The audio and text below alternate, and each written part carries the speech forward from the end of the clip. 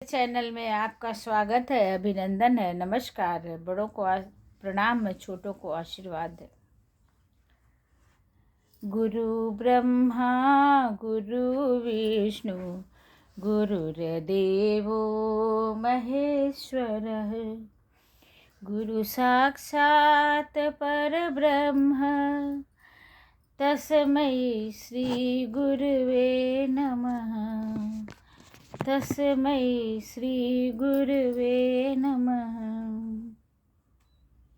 मा संकल्प विकल्पाभ्याम चित्तं शोभय चिन्मय उपशाम्य सुखं तिष्ठ स्वात्मन्यानंद विग्रहे। महर्षि अष्टावक्र इस श्लोक में बताते हैं कि तू शुद्ध बोध है, अतः निर्विकल्प है।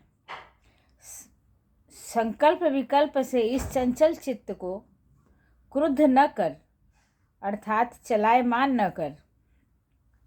इसे विश्रांत रहने दे, शांत रहने दे और सुखपूर्वक स्व आत्मा में स्थित हो जा। विवेचना।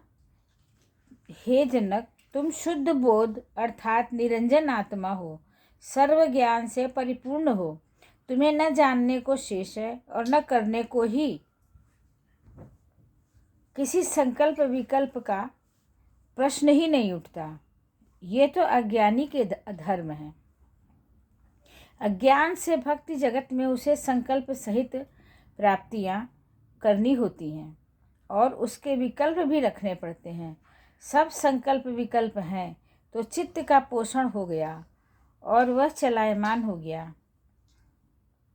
चित्त चलायमान हुआ नहीं कि विवेक पलायन कर जाता है, भाग जाता है, विवेक ज्ञान चला जाता है। फिर देह और इंद्रियां जागृत हो जाती हैं। कामनाओं वासनाओं का ज्वार उठता है और अज्ञानी छटपटाने लगता है। अब वह इनको पूर्ति के प्रयासों में जुटकर कृत्य अकृत्य करने में रम जाता है। पूर्ति तो संभव ही नहीं, अतः विषाद, विचलन, विकृतियां घेरने लग जाती हैं। तो समझो गहरे जाल में जा फंसे। और वह सब क्यों हुआ? चित्त को क्षुब्ध कर देने के कारण ऐसा हुआ। एक अकेला चित्त ही कितने नरकों का सृजन कर देता है और भ्रांति होती है सुखों की।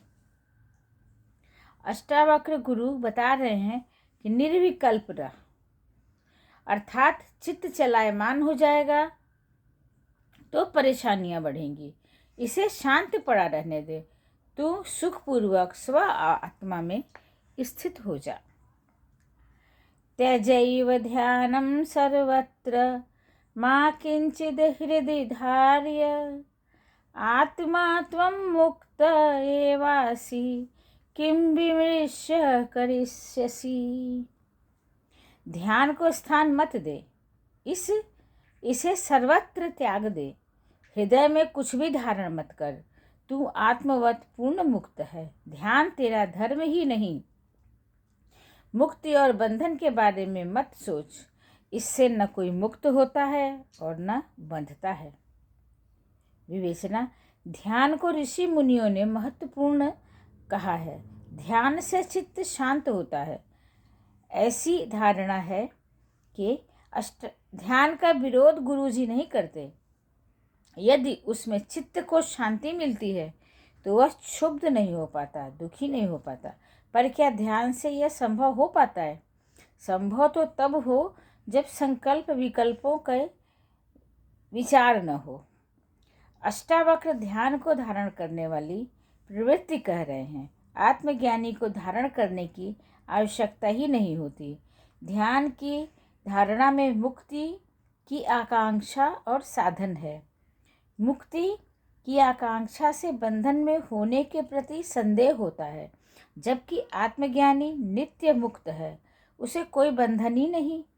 अष्टावक्र मानते हैं कि आत्मज्ञानी के लिए ध्यान नहीं, क्योंकि ध्यान में तो चाहना है। विचारों को ग्रहण करना या त्यागना ही ध्यान है। ध्यान क्या है? विचारों को ग्रहण करना या त्यागना ही ध्यान है। यह ध्यान भ्रमों के सत्य को प्रतीत करा देता है। ध्यान मग्नता किसी प्रकार का सम्मोहन है और सम्मोहन विकार ग्रस्त करता है। अतः हे राजर्षि जनक, तुम सर्वत्र ध्यान का त्याग कर दो। मन में कुछ भी धारण न करो। तू संसारी नहीं अपितु आत्मवत है। ध्यान और विचारों से न किसी की मुक्ति हुई है और न होगी। तू तो बंध मोक्ष का भी विचार न कर।